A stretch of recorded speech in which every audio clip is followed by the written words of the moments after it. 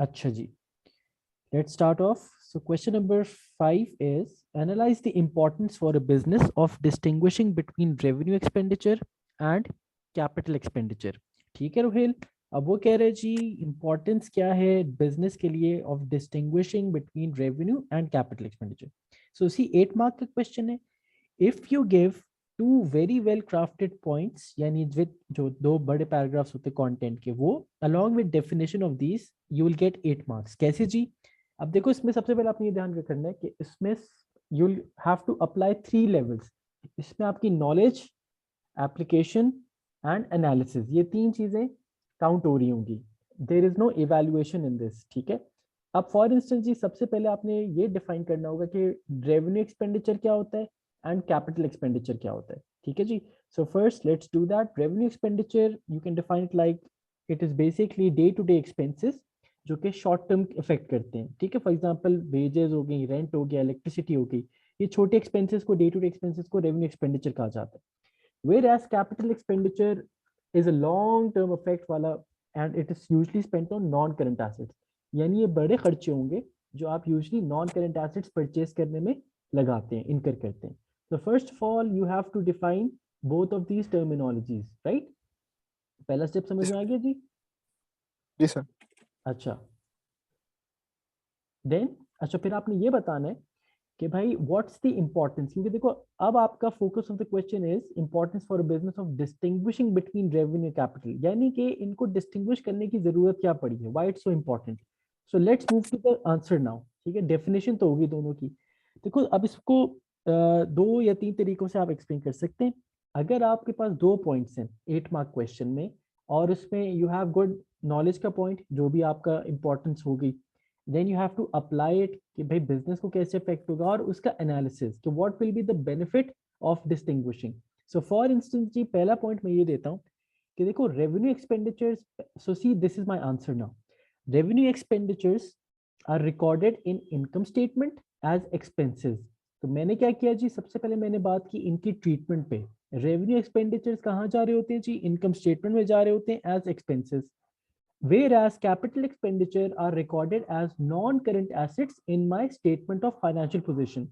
अब रोहिल आपको याद है ना, we did these two statements, income statement और balance sheet. ठीक है. जी सर. याद? अच्छा तो आपने पहले ये बता दिया जी रेवेन्यू एक्सपेंडिचर की ट्रीटमेंट है इनकम स्टेटमेंट के अंदर जहां पे वो एक्सपेंसेस में रिकॉर्ड किया जाता है, और कैपिटल एक्सपेंडिचर की ट्रीटमेंट है स्टेटमेंट ऑफ फाइनेंशियल पोजीशन के अंदर जहां वो नॉन करेंट एसेट्स में शो हो रहा होता है. पहले आपने ये बताया, ये आपका नॉलेज का पॉइंट हो गया. Now let's try to apply and analyse this point. So again ask yourself this question after giving the point, यार इससे फायदा क्या होगा डिस्टिंग्विश करने का. सो अब मैं ये बताऊंगा कि भाई it is therefore important to distinguish because देखो एक्सपेंसेस अफेक्ट करते हैं आपके प्रॉफिट को, है ना भाई? Remember incomes minus expenses equals to profit. जी Whereas sir. Non current assets का कोई लेना देना नहीं था, it's only shows you the financial position. तो अगर मैं अपने पॉइंट को एक्सप्लेन करूंगा तो I do it like this. पहले मैंने बताया जी एक इनकम स्टेटमेंट में चला गया एक्सपेंस में, एक नॉन करेंट एसेट्स में चला गया स्टेटमेंट ऑफ फाइनेंशियल पोजीशन में. फिर मैं ये बताऊंगा कि if the business mixes these up, for example जी फिर आप ये बता रहे हैं उसको कि अगर कैपिटल एक्सपेंडिचर को वो डिस्टिंग्विश ना करे रेवेन्यू एक्सपेंडिचर के साथ, सो फॉर इंस्टेंस जी capital expenditure is treated as revenue expenditure, this will increase the expenses and will therefore understate the net profit और वाइस वर्सा. तो मेरा पॉइंट क्या था जी? मेरा पॉइंट ये था कि जी फॉर इंस्टेंस डिस्टिंग्विश नहीं किया उसने बिजनेस ने, और उसने एक कैपिटल एक्सपेंडिचर को यानी नॉन करंट एसेट के खर्चे को उसने एक्सपेंसेस में शो कर दिया है. तो रोहिल इससे मेरे एक्सपेंसेस ओवरस्टेट हो जाएंगे क्योंकि I have included an amount जो कि एक्सपेंसेस का पार्ट नहीं थी, बट क्योंकि बिजनेस से डिस्टिंग्विश नहीं किया था तो अब मैंने उसको एक्सपेंसेस का पार्ट बना दिया. सो अगर एक्सपेंसेस गोज अप यानी अगर आप एक्सपेंसेस को ओवरस्टेट करते हैं तो आपका प्रॉफिट अंडरस्टेट हो जाएगा. So in order to give the correct figures of profit and assets, it is therefore important to distinguish between revenue and capital expenditure. So see, this was my first main point. इसका paragraph अच्छा खासा बड़ा बन जाएगा. मैंने उसको क्या बताया जी? ट्रीटमेंट बताई, एक इनकम स्टेटमेंट में गया, एक्सपेंस बना, एक बैलेंस शीट में जाता है, नॉन करंट एसेट्स में. तो अगर आप इसको डिस्टिंग्विश नहीं करेंगे तो हो सकता है आपके प्रॉफिट के फिगर्स, आपके एसेट के फिगर डिस्टर्ब हो जाए, ओवरस्टेट या अंडरस्टेट हो जाए, जिसकी वजह से एक ट्रू पिक्चर नहीं मिलेगी, right? So in order to avoid that, it is therefore imperative to distinguish between these two. Did you get this? Yes, sir. अच्छा, अब देखो इसमें एक second, let me also show you the mark scheme. अब उसमें अब वो marks कब देगा? गुड एनालिसिस होता है importance of the distinguish between revenue and capital expenditure. So after explaining यानी डिफाइनिंग, आपने क्या करना है जी, आपने इनके इंपॉर्टेंस शो करनी है. उसने भी पहले क्या किया जी, डिफाइन किया, और फिर उसने क्या कहा जी, different in how these are recorded in. तो ये वाला पॉइंट समझ में आया रोहिल, जो मैंने जी अभी सर, आपको जी बताया सर. था? ठीक है. अच्छा, अब देखो पॉइंट नंबर 2. पॉइंट नंबर 2 भी आपने इसी तरीके से पहले बताना है and then show the importance analysis देना है उसका. सो फॉर इंस्टेंस जी, और क्या पॉइंट हो सकते हैं? रेवेन्यू एक्सपेंडिचर्स आपके डे टू डे एक्सपेंसेस थे, ये आपकी डेफिनेशन में आ गया. कैपिटल एक्सपेंडिचर आ गया. अच्छा, नाउ सी, अब एक पॉइंट आप ये भी बता सकते हैं कि for revenue expenditures, for both of these, for capital and revenue expenditure, the sources of finances arranged are different. For example, revenue expenditures के लिए we need short term finances, क्योंकि वो खर्चे भी छोटे से होते हैं. For example जी, बैंक ओवरड्राफ्ट या ट्रेड क्रेडिट. However, जो आपका कैपिटल एक्सपेंडिचर्स होते हैं उसके लिए सोर्स ऑफ फाइनेंस बिल्कुल डिफरेंट होंगे, लॉन्ग टर्म होंगे, बिकॉज वो बड़ी इन्वेस्टमेंट होती है, सच एज बैंक लोन और मे बी फॉर डिबेंचर. ठीक है.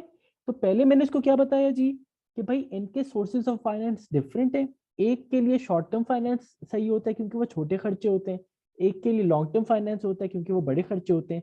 नाउ कम्स माय एनालिसिस कि भाई इंपॉर्टेंस क्या है. अब देखो, अगर बिजनेस डिस्टिंग्विश करेगा between revenue and capital expenditure, only then it would be able to arrange the proper source of finance, right? So see here I am stressing on the importance of distinguishing. तो मैंने ये बता दिया जी. For example in other words ये हो सकता है, डिस्टिंग्विश अगर नहीं करेगा तो हो सकता है business might end up choosing the wrong source of finance. For example जी, आपने बाय नॉन करंट एसेट करना था बट आपने सोर्स ऑफ फाइनेंस एक शॉर्ट टर्म ले लिया which will not help you, right? या आपने डेली एक्सपेंसेस पे करने थे बट आपने उसके लिए बहुत लॉन्ग टर्म फाइनेंस अरेंज कर दिया, तो आपको एक्स्ट्रा कॉस्ट पड़ेगी. So therefore, in order to avoid that and arrange proper source of finance, it is important for a business to distinguish between these two. अब रोहिल बताओ, did you get this? Sir last point समझ नहीं है मुझे. अच्छा जी, last जो second point है ना मेरा, which is also the last point, मैंने पहले ये बताया जी. देखो हाँ. रेवेन्यू एक्सपेंडिचर्स की डेफिनेशन तो आती है ना आपको, कि भाई शॉर्ट टर्म एक्सपेंसेस होते हैं, डे टू डे एक्सपेंसेस होते हैं, और capital expenditures long term effect होते हैं और बड़े बड़े इन्वेस्टमेंट्स होती हैं, यानी नॉन करंट एसेट्स बाय करने के लिए. पहले मैंने उसको ये क्लैरिफाई किया. फिर मैंने कहा जी, इस क्योंकि मैंने ये बता दिया, नाउ आई विल टेल कि भाई sources of finance arranged for both of these are different. Revenue expenditures के लिए आपको source of finance short term चाहिए होता है, यानी छोटा एक्सपेंस चाहिए होता है, राइट? तो उसके लिए बैंक ओवरड्राफ्ट सही रहेगा या ट्रेड क्रेडिट सही रहेगा, जो आपको छोटी छोटी अमाउंट्स मिल सके. However, for capital expenditure you need large sums of money, यानी कि बैंक लोन और या डिबेंचर. ठीक है जी. तो पहले मैंने उसको बताया सोर्सेज ऑफ फाइनेंस दोनों के लिए अलग अलग है. इससे फिर मैंने एनालिसिस ये दिया है. So in order to arrange proper source of finance, it is important for a business to distinguish between these two. क्योंकि अगर वो properly distinguish नहीं करता तो हो सकता है कि वो wrong source of finance उठा ले. फॉर एग्जाम्पल कैपिटल एक्सपेंडिचर के लिए, यानी जो बड़े खर्चे होते हैं, उसके लिए वो कोई शॉर्ट टर्म फाइनेंस उठा ले विच will not be sufficient, right? या हो सकता है वो रेवेन्यू एक्सपेंडिचर के लिए वो बहुत बड़ी अमाउंट ले ले अगर वो डिस्टिंग्विश ना कर सके. ठीक है जी, does that make sense? Sir. ठीक यस है. सर, दस. ठीक है जी. तो अब मैंने क्या किया जी, फर्स्ट आई डिफाइंड, और फिर मैंने दो पॉइंट्स ऐसे दिए जिसके लिए मुझे तीसरा पॉइंट देने की जरूरत नहीं पड़ी. I gave my point that will be knowledge. Apply मैंने किया कैपिटल एंड रेवेन्यू पे, and then I gave the analysis किया. अच्छा, इसलिए जरूरत पड़ती है डिस्टिंग्विश करने के लिए. ठीक है जी, राइट? जी अच्छा, सर. ठीक है. अच्छा, मैं क्वेश्चन नंबर 6 पूरे 20 मार्क्स का होता है. अब ये 20 मार्क वाले क्वेश्चन आपने तभी करना है when you know everything about this topic. सही है. सो स्टेटमेंट क्या है जी, the 4 C's marketing model is more useful for a retail business than the 4 P's marketing model. Do you agree with this statement? Justify your answer. जब भी justify की बात करेगा, यू नीड टू, अच्छा नहीं sorry, we are at 5B. Discuss the benefits and drawbacks to a business of using only internal source of finance to fund expansion. 5B कह रहे हैं अभी हम. ठीक है. Discuss the benefits and drawbacks to a business of using only internal sources of finance to fund expansion. अब देखो जी, माहा, कैन यू हेयर मी? इस इसमें भी इसमें भी आपने सबसे पहले डिफाइन करना है, ठीक है। ये जो बड़े क्वेश्चन होते हैं, you have the margin to define. सबसे पहले अब रोहेल, इसमें कौन सी टर्मिनोलॉजी है जो मैं डिफाइन कर सकता हूँ, business terminology in this statement? Sir क्या मतलब? यानी इस पूरे स्टेटमेंट में कोई ऐसी टर्मिनोलॉजी है जिसको एक्सप्लेन या डिफाइन किया जा सके? Only sorry, couldn't hear you. Drawbacks, नहीं, benefits benefits and and drawbacks नहीं, नहीं, नहीं, ड्रॉबैक्स। देखो, नहीं, बेनिफिट्स एंड ड्रॉबैक्स तो बहुत ही जेनेरिक इंग्लिश है। इंटरनल सोर्स ऑफ फाइनेंस एक ऐसी टर्मिनोलॉजी है जिसको आप डिफाइन कर सकते हैं। So first of all, in 8-12 mark question आपने ये ढूंढना यार कोई ऐसी टर्मिनोलॉजी जिसको मैं डिफाइन कर सकूं। तो पहले मुझे मिल गई internal source of finance. So internal source of finance को कैसे डिफाइन करना चाहिए? The finance that is arrange from within the business, such as, अब देखो ये क्या क्या हो सकता है। रिटेन्ड प्रॉफिट, ये अच्छा इंटरनल सोर्स का तो पता है ना रोहेल, आपको कौन से होते हैं इंटरनल सोर्सेज ऑफ फाइनेंस? वो होते हैं जो बिजनेस इंटरनल वुड, फाइनेंस और कैपिटल होता हाँ एग्जैक्टली, द कैपिटल इंट्रोड्यूस और रिटेन प्रॉफिट और सेल ऑफ एग्जिस्टिंग एसेट। यानी अगर कंपनी अपना ही कोई एसेट बेचती है तो उसके थ्रू कमाया हुआ पैसा, that will be internal source. So सबसे पहले वहां we have to define what internal source of finance is. और मैंने एग्जांपल भी दी थी, ये फिर मैं आता हूँ मेन क्वेश्चन पे। The benefits and drawbacks to a business of what, of using only internal source of finance. अब आप देखो, for a 12 mark question ideal क्या होगा जी, आप दो बेनिफिट्स दे दें और दो ड्रॉबैक्स दे दें, but these should be well explained, well analysed. So for instance जी, let's start our answer.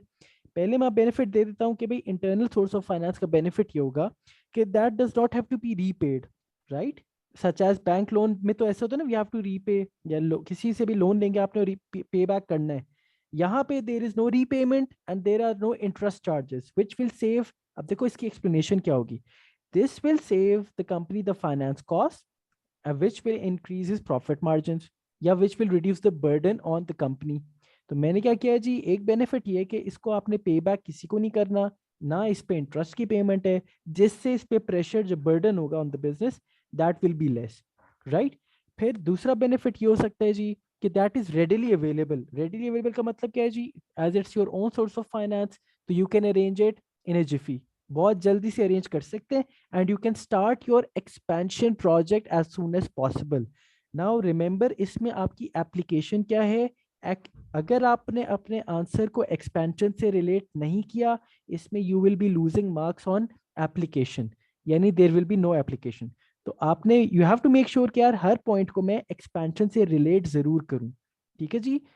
Understood Maha and Rohel? जी सर। अच्छा, अभी तक जी मैंने सर। सिर्फ, ओके जी, गुड, अभी तक मैंने सिर्फ बेनिफिट्स किए हैं। अब ड्रॉबैक्स पर आते हैं। अब देखो इंटरनल सोर्स के साथ मसला क्या है। मसला ये है कि internal source of finance are only available to those companies which are well established, right? इसका मतलब है जी, जो नए बिजनेसेस होंगे उनके पास रिलेटिवली ये चीज नहीं होगी, because they don't have retained profit, they don't have spare assets, so this would hinder their growth, right? So this is not available to everyone. अब देखो, मैंने, मेरा पॉइंट क्या था, my knowledge point was कि that every business या जो startups होते हैं, स्पेशली न्यू बिजनेसेस होते हैं, they don't have internal much internal source of finance, ठीक है जी, which will hinder their prospects या which will hinder their route to grow। तो मैंने इसको एक्सपेंशन से रिलेट कर दिया। दूसरा ड्रॉबैक क्या हो सकता है जी, it might be insufficient for those who have it, क्योंकि प्रॉफिट इतने थोड़ी होती है एक्सपेंशन, क्योंकि आपने सबसे पहले बताया ना, एक्सपेंशन को थोड़े पैसे चाहिए होते हैं, right? Expanding a business, but internal sources of finance might not be sufficient to fund an expansion.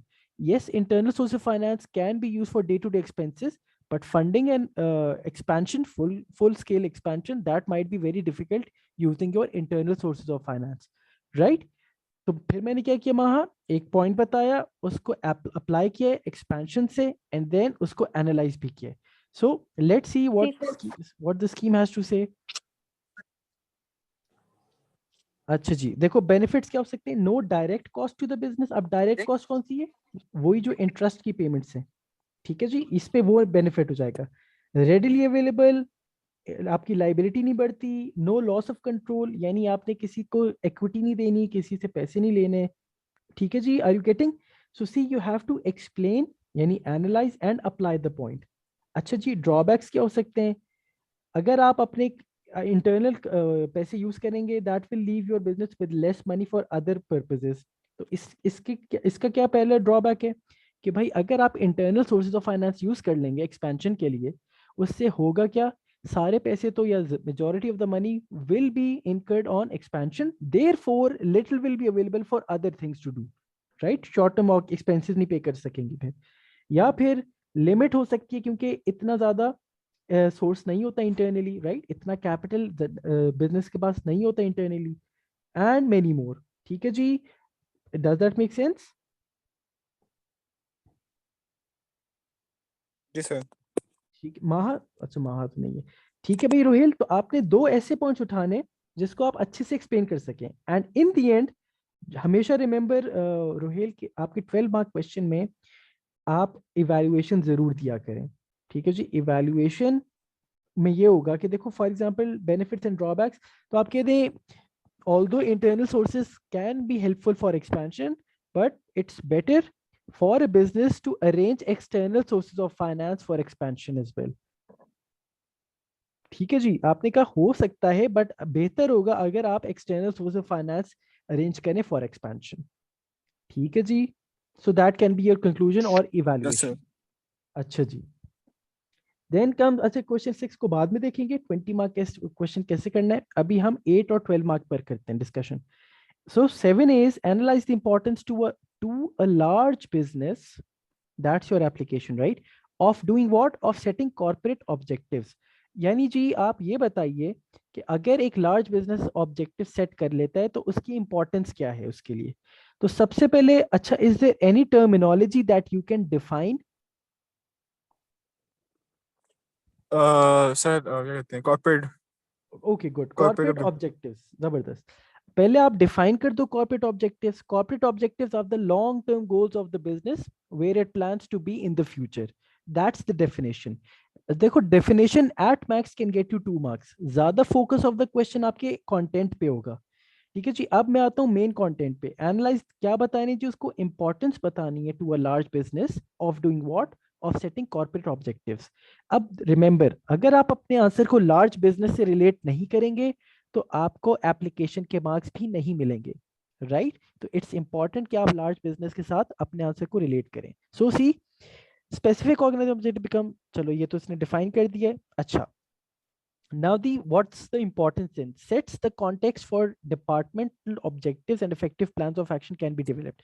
यानी उन्होंने कहा है जी अगर आप कॉर्पोरेट ऑब्जेक्टिव सेट करेंगे so this will also set the objectives for every department, right? And the departments can follow the organization। पहला point. फिर ensures that the business is focused and does not drift। इसका मतलब ये कि भी आप ये उसको बता रहे हैं by setting corporate objectives the business would be focused on achieving that objective and will not drift away from their main objective। तो ठीक है जी।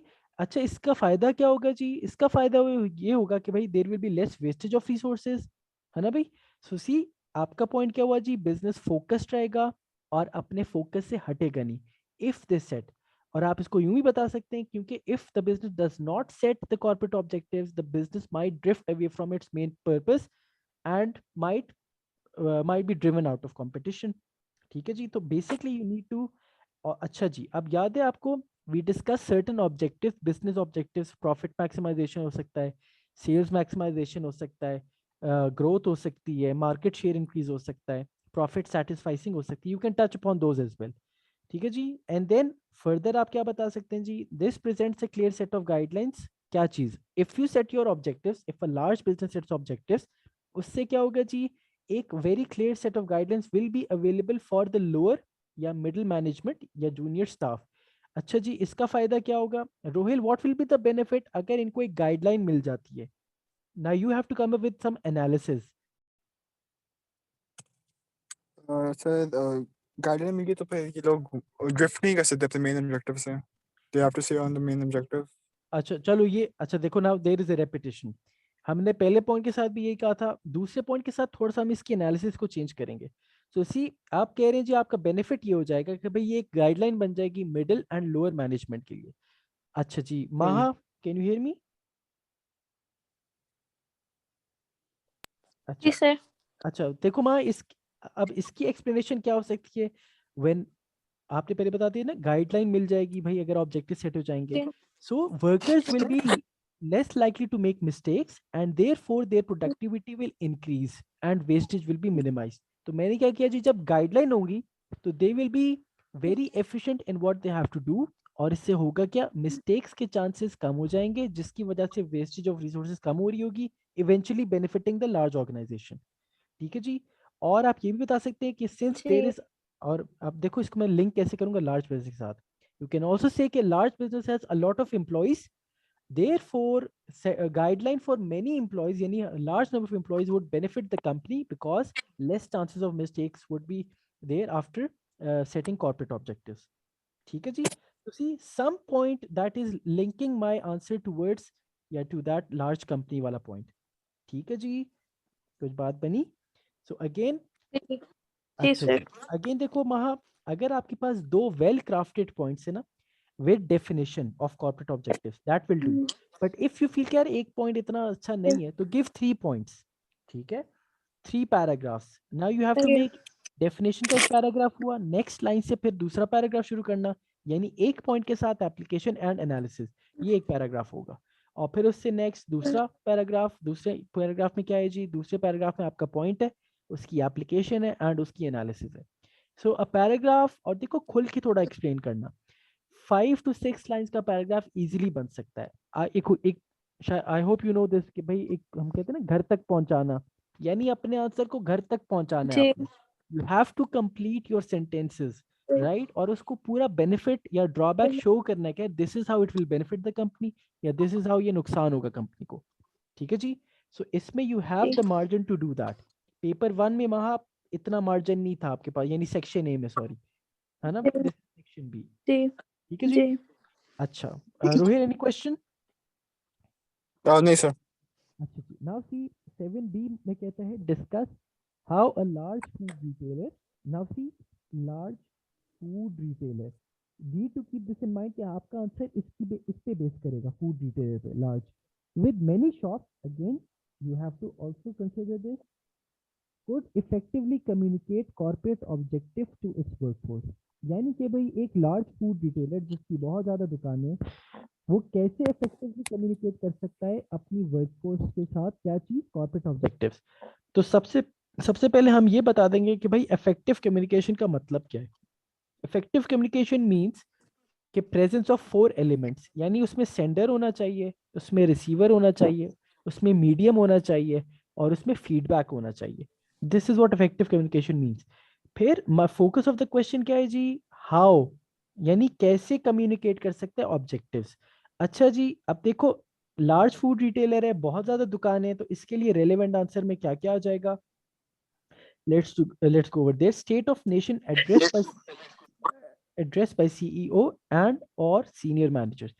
स्टेट ऑफ नेशन क्या होता है, जैसे आपका प्राइम मिनिस्टर टीवी पे आता है ना और एक स्टेट ऑफ नेशन पे एड्रेस करता है, इसी तरीके से वो कह रहे हैं कि आपका जो सीईओ ना या जो मैनेजर्स हो, टॉप मैनेजमेंट, वो एक स्टेट ऑफ नेशन एड्रेस कर ले। अब देखो वहां इसको अपने एक्सप्लेन या अप्लाई कैसे करना है रोहिल, आप जब आप ये पॉइंट लिखोगे ना स्टेट ऑफ नेशन एड्रेस करें, तो आप इसमें रीजन क्या बताओगे। स्टेट ऑफ नेशन इसलिए इंपॉर्टेंट है या इसलिए फायदेमंद होगा बिकॉज बहुत ज्यादा लोग हैं, लार्ज फूड रिटेलर है ना, so it would be impossible to go to everyone जी personally, therefore it is vital for the CEO to address everyone in once या at once। ठीक है जी। उसीलिए स्टेट ऑफ नेशन में क्या हो गया जी, सारे के सारी दुकानों वाले, now touch these points as well, यानी जो भी रिप्रेजेंटेटिव्स होंगे शॉप्स के, वो इजीली एक ही टाइम पे आपका एड्रेस सुन सकते हैं एंड आप अपने कॉर्पोरेट ऑब्जेक्टिव्स इजीली सबको पहुंचा सकते हैं बाय डूइंग दिस। ठीक है जी। सो इसमें मैंने लार्ज बिजनेस को भी टच किया, राइट, इसमें मैंने शॉप्स को भी टच कर लिया, और इसमें मैंने ये भी बताया कि ये वाला पॉइंट जो मैं दे रहा हूँ नॉलेज का point, why am I saying this, ये मैं क्यों बता रहा हूँ।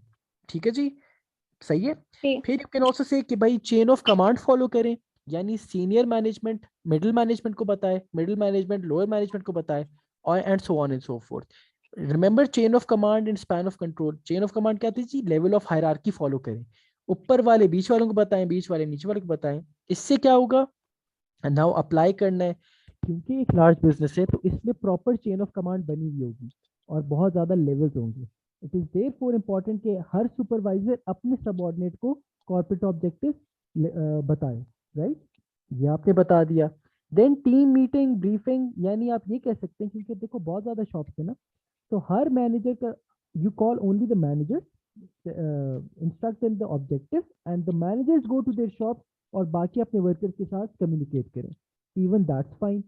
तो सी मैंने शॉप्स को भी टच कर लिया, मैंने पहले कहा मैनेजर्स की मीटिंग कर लें और मैनेजर्स अपनी अपनी रिस्पेक्टिव लोकेशन रीजन्स में जाके सारे वर्कर से कम्युनिकेट कर लें। इससे क्या होगा जी, मैनेजर्स का नंबर होता है कम, राइट? उनकी मीटिंग अरेंज करना थोड़ा पॉसिबल हो जाएगा और वो मैनेजर्स वापस जाके अपने लोअर स्टाफ को या जो एम्प्लॉयज होंगे उनको बाद में कम्युनिकेट कर सकते हैं। ठीक है जी, डज दैट मेक सेंस? जी सर।